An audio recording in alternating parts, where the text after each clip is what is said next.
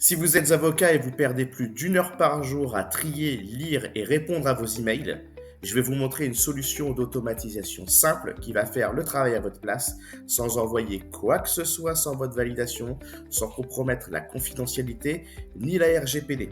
Restez bien jusqu'au bout parce que je vais tout vous montrer, le process, les outils, la démo et vous pourrez repartir avec le plan complet. On y va? Ah oui, je me présente. Moi, c'est Alexis. Je suis facilitateur d'implémentation de solutions IA pour les cabinets d'avocats. Mon but, vous faciliter le travail pour que vous consacriez votre temps sur les tâches qui ont vraiment de la valeur ajoutée. Pas du tri de mail, de la sélection, mais vraiment se concentrer sur l'aspect juridique de votre métier. Après plusieurs mois à avoir étudié le marché des avocats, j'ai compris quand même pas mal de trucs au niveau des problèmes que vous rencontriez. Souvent, c'est une boîte mail saturée, impossible à vider. On n'a pas le temps de les vider qu'on reçoit vraiment. J'entends des personnes qui reçoivent 20 mails par jour, d'autres 50, d'autres 70. Et souvent, c'est des emails vraiment sans valeur ou chronophage. À quelle heure vous ouvrez? Si on est dans le droit du travail, est-ce que vous pouvez m'aider sur un contrat de travail? Forcément oui, et tout ça, ça peut être automatisé. Bien sûr, tout ce qui concerne les suivis de dossiers, ça, c'est à vous de les gérer. Mais toutes les petits mails qui n'ont pas vraiment d'importance, la publicité, des spams, des demandes de partenariat, le but est de pouvoir justement lire ça par l'intelligence artificielle, préparer un tri pour avoir une réponse en brouillon. Comme ça, c'est toujours vous qui avez la main, mais vous allez gagner un temps incommensurable grâce à cette solution. Alors concrètement, comment ça fonctionne cette solution d'automatisation?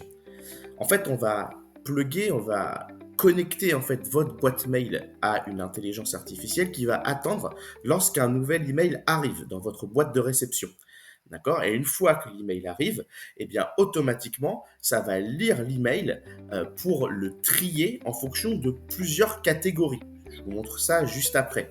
Donc là, dans l'exemple qu'on va faire, ça va être pour un exemple d'un avocat du travail qui fait également des formations en RH. Donc, on attend que les mails arrivent. Une fois que le mail arrive, eh bien, il y a une automatisation qui se déclenche et qui va en fait comprendre le contenu de l'email pour le classifier. Et une fois qu'il est classifié, on va faire venir une intelligence artificielle, en l'occurrence Mistral, pour des questions de RGPD, et qui, en fonction de la thématique du mail, est-ce que c'est un partenariat, est-ce que c'est une demande de rendez-vous, va préparer une réponse, mais en brouillon. Comme ça, de cette manière, le matin ou aux heures que vous souhaitez, vous n'avez plus qu'à aller dans vos brouillons pour constater l'ensemble des mails que vous avez reçus et qui sont déjà pré-répondus. Donc, lorsqu'il s'agit d'un suivi de dossier, ça sera à vous forcément de faire le complément, puisque l'IA ne va pas rentrer dans le juridique. Hein. Mon but, c'est vraiment de me positionner comme un secrétariat intelligent, mais je ne veux donner aucun conseil juridique. Et donc après, à vous de voir si vous souhaitez de faire cette automatisation une fois par jour, toutes les heures, toutes les 10 minutes, c'est totalement possible. Là, il s'agit d'un exemple pour vous projeter.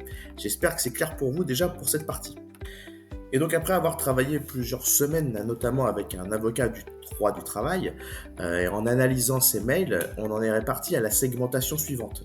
La plupart des mails vont concerner des consultations et des rendez-vous, d'autres des suivis de dossiers, d'autres des demandes de collaboration et de partenariat, des courriers administratifs et légaux, des demandes hors spécialité, des spams, des demandes hors sujet et des convocations au tribunal. L'objectif de l'automatisation est de détecter si le mail fait partie d'une de ces catégories. Et ensuite, dans un module Mistral, que je vous montrerai juste après, j'ai préparé des prompts qui vont dire en gros, en fonction de ce mail, tu réponds tel type d'information. Donc, consultation et rendez-vous. Eh bien, par exemple, vous avez tous sûrement un site internet, une rubrique contact. Eh bien, s'il s'agit d'une demande de rendez-vous, l'IA va automatiquement faire un message avec le lien qui renvoie vers la prise de rendez-vous. Comme ça, vous regardez, boum, on valide, merci, au revoir. Celui-là, c'est fait. Suivi de dossier, comme je vous le disais tout à l'heure, je ne vais pas faire de recommandations juridiques. Donc, ça va reprendre le suivi de dossier simplement en disant voilà, ça va un peu inventer, en gros, mais ça sera à vous juste de peaufiner. Vous n'aurez plus qu'à rajouter, si c'est un client qui demande où est-ce qu'en est mon dossier X, que vous pouvez me donner le document, et bien par exemple l'email va dire voilà le document en question, Maintenant, ça sera à vous d'aller chercher. Collaboration et partenariat. Donc là, à vous de voir, est-ce que vous êtes prêt à faire des collaborations et des partenariats ou non. Mais si tel est le cas, en général, moi j'ai préparé un prompt qui demande un peu plus d'informations sur ce qu'ils attendent au niveau de l'avocat, quel est le temps que va prendre cette collaboration, par exemple. Ensuite, on a les courriers administratifs et légaux. Vous pourriez très bien recevoir un courrier du tribunal qui dit que votre client, Monsieur Dupont, est convoqué à telle heure au tribunal. Bon, normalement, vous devez reprendre le mail, le réécrire à votre client. Et là, automatiquement, ça va comprendre qu'il s'agit d'une convocation pour un de vos clients. Et donc, ça va préparer le mail pour que vous n'ayez plus qu'à l'envoyer à votre client et lui signifier sa convocation. Demande hors spécialité, vous êtes du droit du travail et qu'il y a quelqu'un qui dit je voudrais des conseils sur le divorce, alors soit on ne répond pas forcément, mais on peut faire une petite réponse comme quoi vous êtes trompé, je ne suis pas le bon cabinet, c'est toujours plus professionnel. Les spams et les publicités, là en fait ça va simplement lire votre mail, mais on ne va pas répondre, parce qu'il n'y a pas besoin de répondre. Demande hors sujet, donc quelqu'un qui veut un devis de plombier, ça peut arriver. C'est pareil, on ne va pas consacrer du temps à traiter ce genre de mail. Hop, on envoie pour dire vous êtes trompé, réitérez votre demande ailleurs. Et convocation au tribunal, voilà, comme je disais tout à l'heure, il y a plusieurs choses qui peuvent être faites. Et donc ça, c'est un exemple. En fonction de votre activité, cette segmentation peut évoluer. Elle peut se restreindre ou être un peu plus large. Ce qu'il faut, c'est simplement pousser un petit peu et avec des tests et voir justement quel type de réponse vous voulez obtenir. Assez parlé, maintenant on va passer à la démo. Donc je vais vous montrer une démo très simple. Ce que j'ai fait, c'est que j'ai préparé une trentaine de faux mails qui sont en fait répartis dans les différentes segmentations que je vous ai montrées. Je me les suis déjà envoyé dans une hypothèse où je me projette, je suis vous, je suis un avocat, le matin, boum, j'ai ma boîte mail avec mes 20 mails. Et je vais mettre en place l'automatisation et on va regarder ça ensemble comment ça fonctionne. Bienvenue dans la partie démo. Donc pour qu'elle se déroule bien, on a besoin de 30 mails répartis dans différentes catégories. Donc là, je suis allé sur ChatGPT et je lui ai demandé de me rédiger 30 mails fictifs. Bien sûr, dans la vraie vie, je prends des vrais emails de vos boîtes mail qu'on anonymise pour faire les tests. Mais là, c'est vraiment pour que vous voyez les grandes lignes. Donc vous voyez ici, ChatGPT m'a rédigé différents mails en fait en fonction des segments. Suivi de dossier, ensuite on va avoir collaboration et partenariat, on va avoir les courriers administratifs, voilà. Donc il y en a 28, 29, 30, je ne sais plus exactement. Donc ce que j'ai fait, c'est que je me les suis envoyés, d'accord. Donc là, si on regarde ma boîte mail, on voit bien que là, donc 29, j'ai 29 mails en attente, d'accord. Donc forcément là, ils émanent tous de la boîte mail puisque c'est un test, d'accord. Et là, j'ai 258 brouillons. Donc là, ce qui va se passer, c'est que mes 29 mails, une fois que je vais mettre l'automatisation en place, je vais avoir 29 brouillons en plus, soit 287 si je ne me trompe pas. Alors, ce qu'on va faire, c'est que là, on va partir dans la partie automatisation, c'est-à-dire le logiciel Make que j'utilise. Donc, on ira un peu plus dans le détail tout à l'heure. Je vais juste bouger mon petit visage. Et là, en fait, vous voyez, je vais faire Run Once. Et à partir de là, je l'ai paramétré pour qu'il génère les 29 brouillons des 29 mails présents. Donc, je vais faire Play. On va voir ça ensemble. Comme vous pouvez le voir là, il est en train de regarder ma boîte mail. Ensuite, il fait une petite pause parce qu'on va solliciter l'API Mistral. Et donc, pour pas que ça bloque, il faut mettre une petite pause de quelques secondes. Et là, en fait, voilà, il a vu le premier mail et il est en train donc ensuite de faire une autre pause avant d'utiliser l'autre automatisation. La première, c'est bien pour trier le mail et le deuxième, c'est pour envoyer le mail. Donc là, on l'a fait. Donc vous voyez, on a eu la première génération qui a été faite et là, on est au deuxième mail. Et on va faire ça ainsi de suite jusqu'à 30. Je vous reprends tout de suite. Donc voilà, l'automatisation est terminée. Ça a pris exactement 6 minutes. Donc sur les 29 mails, comme on peut le voir, il y a le batch, on va dire, le paquet des 29 mails. Les 29 mails qui ont été traités, mais il n'y en a que 24 qui ont eu des réponses, puisqu'il a détecté que sur les 29, il y en avait 5 qui appartenaient à des catégories non autorisées, notamment des spams, etc. C'est pour ça qu'il ne l'a pas répondu. Donc vous voyez, ça se clenche comme vous voulez. Ça peut être dès qu'il y a la réception d'un mail, tous les 10 mails, tous les 30 mails, tous les 5 minutes, toutes les 2 heures, ça c'est vous qui choisissez. Maintenant, ce qui est intéressant de voir, c'est notre boîte mail. Donc si je retourne sur la boîte mail, là on voit bien que je n'ai plus de boîte mail, donc j'ai le boîte de réception 0, et là du coup j'ai les fameux brouillons qui sont apparus. Et donc là, si je regarde et que je vais descendre, hein, par exemple, je vais prendre le premier. Donc ce qui est intéressant, c'est qu'on a en dessous le mail. Donc, Madame, Monsieur, je suis dirigeant d'une PME de 12 salariés et souhaiterais prendre rendez-vous avec vous. Et donc ça fait bonjour Madame Dupont, comme il n'y avait pas de nom, Camille Dupont s'il était là. Je suis dirigeant d'une PME et je souhaiterais prendre rendez-vous pour faire un. Auriez-vous une disponibilité la semaine prochaine? Vous pouvez prendre rendez-vous ici. Donc vous voyez là, hop, on enlève ce qu'il y a au-dessus. Boum, merci, au revoir. Ensuite, urgent, reprendre rendez-vous, donc quelqu'un qui veut prendre rendez-vous, donc c'est Théo Moreau, ça reprend bien Théo Moreau, je veux prendre rendez-vous pour discuter du litige probable, veuillez prendre rendez-vous ici. D'accord? Donc là, il y a juste une petite optimisation à faire.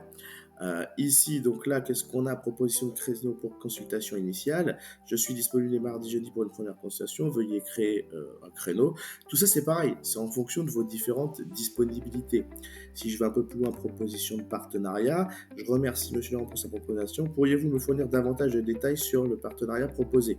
Donc là, en fait, on enlève juste une phrase. Merci, on y va. Donc là, je me suis appelé Vanessa Dupont. Hein, c'est juste pour l'exemple.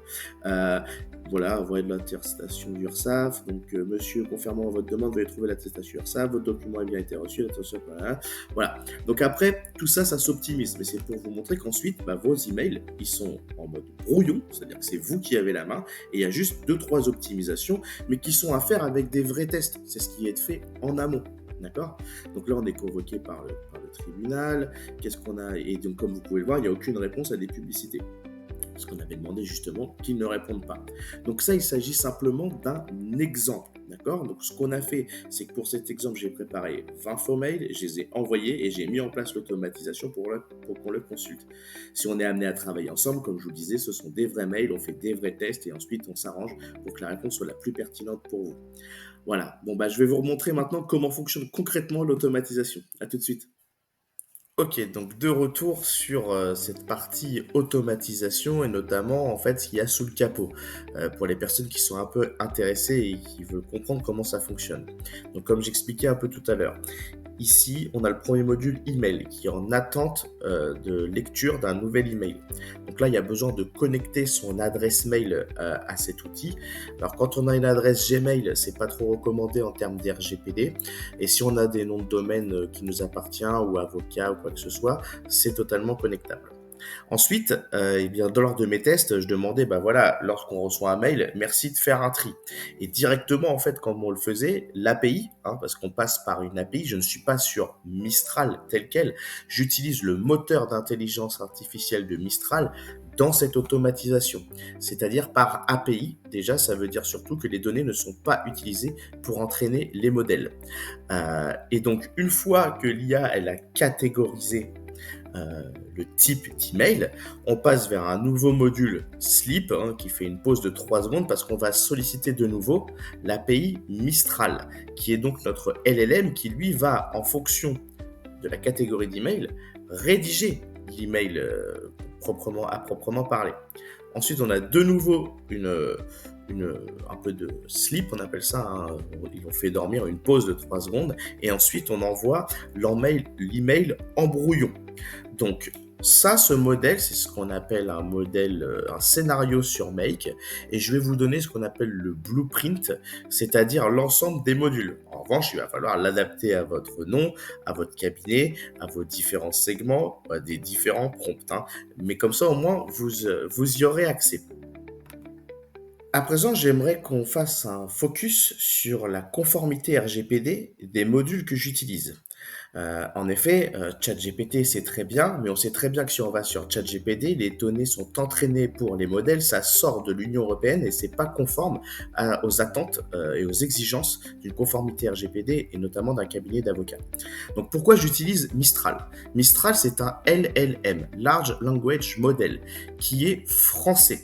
Donc là, dans cette hypothèse, le responsable du traitement, c'est moi. L'outil, c'est l'API Mistral, donc hébergé en France. Et il y a une forte protection des données avec un DPA qui est directement intégré à la signature lors des conditions générales.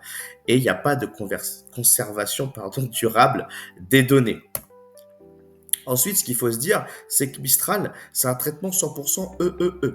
Sécurité norme ISO 27001, un chiffrement TLS et at REST. Donc, c'est ce qui est conforme. Les données ne sont, comme on passe par des API, ne sont pas entraînées pour les modèles d'apprentissage. Et on est en conformité RGPD puisque les données ne sortent pas de l'Europe. Donc ça, c'est un des modules qui est utilisé, mais l'outil d'automatisation principal utilisé, c'est Make. Et donc Make, c'est pareil. Donc là, en gros, ce qu'il faut comprendre, c'est que moi ici, dans ce cadre-là, si on travaille ensemble, moi je suis un sous-traitant. Si vous le faites vous-même, c'est vous le sous-traitant principal.